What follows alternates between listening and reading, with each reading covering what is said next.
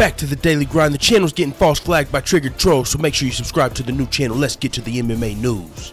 The UFC official 215 lineup has been announced, with Junior Dos Santos versus Francis Ngannou off the card. This is what the card looks like, and I will say it was fun doing these predictions. There were some fights easier than others, and some that were just fucking coin flip damn near, because I didn't know which way to call it. So let's from the bottom up. Gilbert Melendez versus Jeremy Stephens. This is going to be fight of the night, most likely. It's definitely got the possibility, although Amanda Nunes versus Valentina Shevchenko's got potential there, and I guess Magny versus Anjos. But I'm going to say Jeremy Stephens versus Gilbert Melendez is going to be fight of the night here. I was going into this thinking I was going to pick Melendez when I just glanced over their resumes, but as I digged into it deeper, man, I had to go ahead and take Jeremy Stephens. Who the fuck is that guy? That's who Jeremy Stephens is. He's the guy that was at the press conference when Conor McGregor said, "Who the fuck is that guy?" That's Jeremy Stephens. Jeremy Stephens is 2-5 in his last 7 fights, but he's been more active than Gilbert Melendez. He fights 2 times a year, as to where Gilbert Melendez has only fought 1 time a year. And in those 5 losses, I mean, 1 was to Max Holloway, 1 was to Frankie Edgar, 1 was to Renato Moicano, who was undefeated up until recently. So he's been fighting more active and tougher competition as of recently, compared to Gilbert Melendez, who's ranked number 15, who's 22-6, has a better overall resume. But Gilbert Melendez has not won a fight since 2013. He lost his title fight to Anthony Pettis in 2014. Since then, he went on to fight only 1 time a year. He lost to Pettis in 2014. He didn't lose his title, but he lost the title fight to Anthony Pettis. He lost to Pettis in 2014, Barboza in 2015, Eddie Alvarez in 2016, and now he's fighting once in 2017 at the end of the year. So Gilbert Melendez, I don't know if he's doing this. He might just be doing this for the fight of the night check. Shit, fuck it. Fuck win or lose. I'm going in here for 50K, baby. 50 G's, baby. So I don't know what's up with this, why Gilbert Melendez only fighting 1 time a year. Maybe he's coming toward the end of his career. I mean, Gilbert Melendez is a guy that's fought Strikeforce. You know, he's been fighting for a long time, since before the UFC even had its, huge, as big as it is today. It's casual fan appeal, it's general public. Before the general public gave a fuck about MMA, Gilbert Melendez was holding it down in Strikeforce. So Gilbert Melendez is a fucking legend, a veteran. He's from the scrap pack with the Diaz brothers, out in California. So, I mean, much respect to Gilbert Melendez. It's just tough for me to pick him after I do the research. So I'm leaning toward Jeremy Stephens, even though Jeremy Stephens hasn't been doing the best as of late. As I said, 2-5 in his last 7 fights. He has been more active, and he's been fighting tough competition. So I'm picking Jeremy Stephens in that win, and to win that fight. Next, we got Ilir Latifi versus Tyson Pedro. This is probably going to be a finish, man. Doing some research on Tyson Pedro, I found out that this dude, he's 6-0 undefeated. All 6 of his fights have been first-round finishes, and 2 of those were in the UFC. So he knocked out Khalil Roundtree, if I'm remembering correctly, and submitted another guy. He's definitely on a tear. 6-fight winning streak, 6-0, 6-fight finishing streak. And where's my notes? Right here. Tyson Pedro. He knocked out Khalil Roundtree, and he submitted Paul Craig, the Bear Jew, and that was a very impressive win. Another finish in the first round for Tyson Pedro. He's going against Ilir Latifi, who's 13-5. Ilir Latifi is 3-1 in his last 4 fights. He's fought 3 times, and he fought 3 times in 2016, but his last fight was a knockout loss to Brian Bader. He has wins over Gian Villante, Sean O'Connell, and Stringer in his last 4 fights. So he lost to Bader, and he beat Villante, O'Connell, and Stringer. Now, with that being said, he is a more experienced UFC veteran than Tyson Pedro, but he's also, we've seen him lose more often. He's lost 5 times. We've never seen Tyson Pedro lose. On top of that, Tyson Pedro's on a tremendous tear right now, a finishing spree. Meanwhile, Ilir Latifi's coming off of a knockout loss. Now, this one was hard to pick. This one was harder to pick, man, because even though Tyson Pedro's on a knockout spree, there's a lot we haven't seen from him. We haven't seen his cardio. We haven't seen how he, if he's losing a fight, can he come back? We haven't seen how he reacts to you know, a loss or a losing situation. I mean, there's a lot we haven't seen from somebody who's only had first round knockouts, and only 2 of those have been in the UFC. He's only had 6 fights total. So even though he's got 2 first round finishes, 6 first round finishes, he is a savage. But that doesn't mean he's got, you know, that doesn't mean we know everything. So even though I am gonna pick Tyson Pedro, the undefeated finishing spree fighter, to win this fight, Ilir Latifi could definitely come out here and get the W. And would I be shocked? No. Ilir Latifi's ranked number 10, Tyson Pedro's ranked number 13. Gonna be a good fight. I'm leaning toward Tyson Pedro. Next, we got Neil Magny versus Rafael dos Anjos. This one took me the most time of the night to pick. This one's so fucking hard to pick, man. I really don't know. It's almost a toss-up. Rafael dos Anjos, 26-9. He's moved up to welterweight. He was the lightweight champion. He lost his belt to Eddie Alvarez and his Conor McGregor fight. He was scheduled to fight Conor McGregor. He lost the fight. He was injured, so he lost opportunity to fight Conor McGregor, on top of losing his next fight to Eddie Alvarez, which then he went on to lose to Tony Ferguson. So he lost a huge payday, lost 2 big fights, and so since then he did move up a weight class and pick up a win over Tarek Saffiedine. But still, man, Rafael dos Anjos, he's you know, you got to know that affected him somehow. Even though he did fight Tarek Saffiedine already and get a win, that shit still got to be on his mind a little bit. I mean, I'm going to dwell on it, but shoot, just think about what Rafael dos Anjos lost, man. Seriously. He was that lightweight champion, scheduled to fight Conor McGregor. He gets injured, then he fights his next title fight, loses his belt, loses his Conor opportunity, loses his next fight. So pretty much he had to move up a whole entire another division. He's up 15 pounds and he's won. But with that being said, we've only seen him 1 time at this division. We don't know. And Neil Magny, he's a savage. He's 11-2 in his last 13 fights, and that's all since 2014. He fought 5 times in 2014, and his only 2 losses in these last 13 fights are a knockout loss to Lorenz Larkin and a submission loss to Damian Maia. He hasn't lost a decision. He's got an awkward style. He's really hard to deal with. Neil Magny, man, he is coming off of a loss. The reason this is so hard for me is because Rafael dos Anjos is a former champion, and he's coming off of a win. Neil Magny, man, he's 11-2 in his last 13, and he's coming off of a loss. Neil Magny's ranked number 6 in the division. He's got an overall 19-6 record. So this one was hard for me to call, man. I would not be surprised if Rafael dos Anjos is able to pull it off. I'm just picking Neil Magny for this win here. I mean, he's proved himself more times at welterweight, so we've seen him be a lot more successful at welterweight, on top of, you know, he's very, very active. So with that being said, I just think Neil Magny's going to get it done. Rafael dos Anjos could get it done, and I wouldn't be too surprised as far as, I mean, I wouldn't be surprised if either one of these guys won the fight. It's a good fight. If Rafael dos Anjos is able to win, it'll put him right up into the mix of the top 5, top 10 at welterweight, and it would be a good win for either guy. Neil Magny's coming off of a loss. It'd be a good win over a former champion to go with his impressive streak since 2014. Man, Neil Magny's that guy. I didn't realize he had fought 5 times in 1 year. That's almost unheard of. So with that being said, I'm going to lean toward Neil Magny, the actual ranked welterweight here. He's ranked number 6. Rafael dos Anjos is not currently ranked in welterweight. So I'm leaning toward Magny here. That was the hardest one. Now we're going to get to Amanda Nunes versus Valentina Shevchenko, the co-main event title fight. Woo. This fight was supposed to happen at UFC 213. Amanda Nunes got a stuffy nose, aka sinusitis, was forced to pull out of the fight. Valentina Shevchenko has came out and said she doesn't necessarily believe Amanda Nunes had a stuffy nose. She might think Amanda Nunes was scared of the 5-round action. She didn't think Amanda Nunes wanted smoke. A lot of people are against Amanda Nunes now for that. That for some reason people don't like Amanda Nunes for pulling out of this fight. Maybe they were huge Ronda Rousey fans and they didn't like what Amanda Nunes did to Ronda Rousey. Maybe they were huge Miesha Tate fans and they didn't like what Amanda Nunes did to Miesha Tate.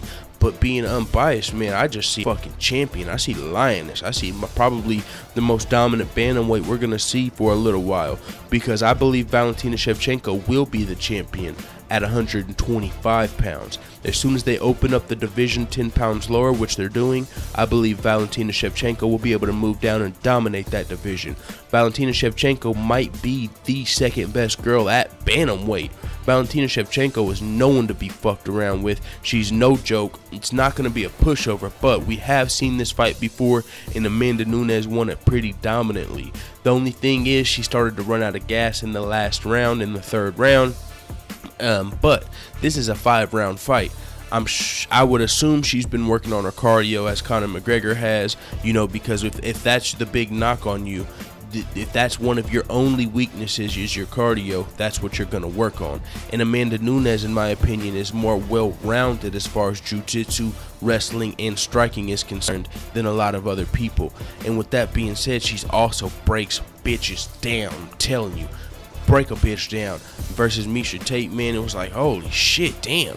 I don't want to see Miesha take no more of those shots. It was almost like Robbie Lawler versus Rory McDonald, where you know they don't want to take no more of them punches, but they don't want to be a bitch. They don't want to go out like a fucking coward, so they keep walking forward. But then once they get hit in that nose again, it's like, okay, fuck my ego. You know, it was like Amanda Nunes does that to people. That's what she did to Miesha Tate. She did it to Ronda Rousey, dribbled her fucking head off the side of the fence. You know, it wasn't off the octagon necessarily. She was just clipping her shit, Ronda Rousey's.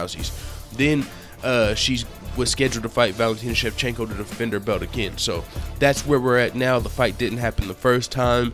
I know a lot of people don't like the fact that I'm a fan of Amanda Nunes, but I'm a fucking fan of MMA. I'm a fan of Valentina Shevchenko as well. I'm a fan of so many fighters. So just because you don't like Amanda Nunes doesn't mean I don't have to like Amanda Nunes. I actually think she's going to hold this title for a long time.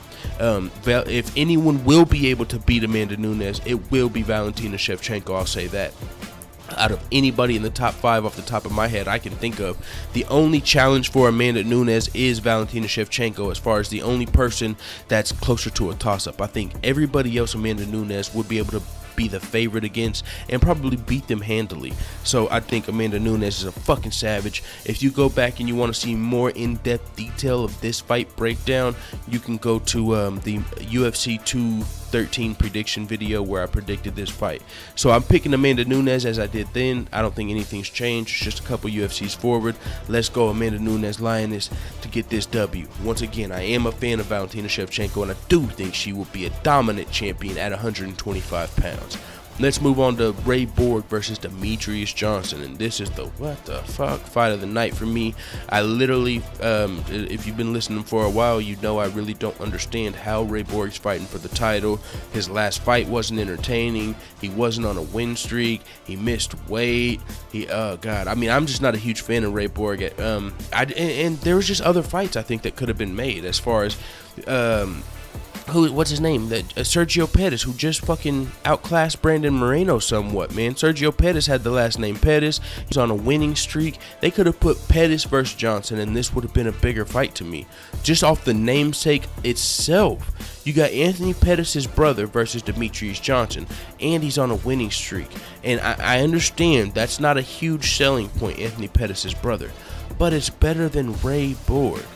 It's not like Ray Borg was the #1 contender getting skipped over. It's not like Ray Borg had been finishing people. It's not like Ray Borg had been talking a bunch of shit to earn the fight. I literally don't know why the UFC wanted Ray Borg over Pettis, over Cejudo, over Benitez, over all of these guys, man. I just didn't see him getting the title shot, but here we are, and he got it. Now, I'm not saying that to disrespect Ray Borg. I'm just saying from my personal perspective, there's things that qualify you for a title shot, whether it be a winning streak, whether it be beating a lot of top contenders, whether it be a finishing streak, whether it be a fight of the year or something. There's a lot of things you can do to skip your way to the title shot that I just didn't see Ray Borg do. He's only on a 2-fight winning streak, literally. He lost to Justin Scoggins, and then he went on to beat Louis Smolka. And this is the thing that really rubbed me wrong with Ray Borg, the Louis Smolka fight. I was rooting for Louis Smolka that fight because I've been rooting for Hawaiian fighters in the attempt, because you know Max Holloway, after all of his fights, he says UFC Hawaii, let's go. So I just figured if we get a lot of momentum behind Hawaiian fighters, I'll get to see my boy Max Holloway get his fucking UFC Hawaii he wants. So even though, you know, I'm not Hawaiian or anything, I got a little, you know, I root for him a little bit in their fights just for Max Holloway's sake, because that's one of my favorite fighters. So Louis Smolka was a Hawaiian fighter, undefeated, going to fight Ray Borg. And Louis Smolka, whenever they made it to the scales, Louis Smolka looked dead trying to make weight. Louis Smolka fucking could barely lift his arms to fix after he made weight. You could tell Louis Smolka really tried hard to be professional and make weight. Meanwhile, Ray Borg comes out and misses weight. So Ray Borg misses weight, beats a guy that fucking almost killed himself trying to make weight, and he grabs the mic like, everybody needs to know who I am, I'm coming. And it's like, dude, you already pissed us off by missing weight and beating a dude that killed himself to make weight. The fight wasn't entertaining. You tried to wrestle fuck him, took him down 4 times in a row. There was only 31 total strikes according to UFC.com, but I remember that was not an entertaining fight, on top of the weigh-in debacle, and then you grab the mic talking shit. I was like, who the fuck is Ray Borg? And I do not like that. Then he goes on to fight Jussier Formiga, another unanimous decision. All of his fights are unanimous decisions as well, and he gets a fucking title shot over Sergio Pettis on like a 4-fight winning streak with the last name Pettis, who just got a finish. I don't understand where Ray Borg came from with this title shot. Maybe it's because he's 13-2 and they wanted to get him a title shot before he took another loss. I mean, but he lost his first fight into the UFC split decision. He went on a 3-fight winning streak versus no top contenders, 0. He's literally fought nobody in the top 5. I'm looking at his resume and his wins. Shane Howell, Chris Kalades, Gene Herrera, Louis Smolka, Jussier Formiga.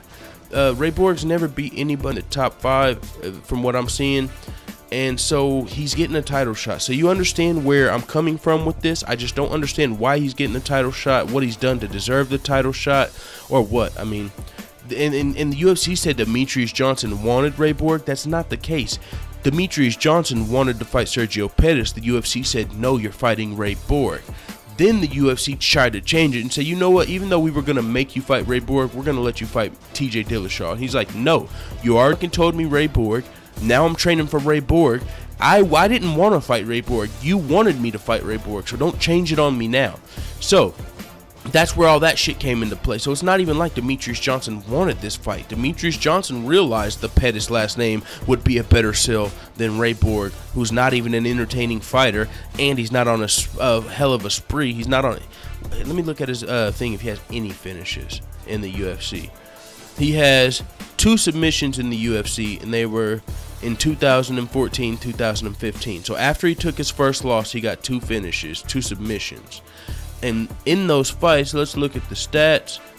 Shane Howell, okay, there's not much stats. One was round 1, one was round 3. So he has 2 submissions in his career, but I mean, in his last 1, 2, 3, 4 fights, he's 3-1 with 0 finishes. He lost to Justin Scoggins. Justin Scoggins looking like clipped him up and just outclassed him. He outstruck him 57-20, and Justin Scoggins also took him down 4 times to his 1.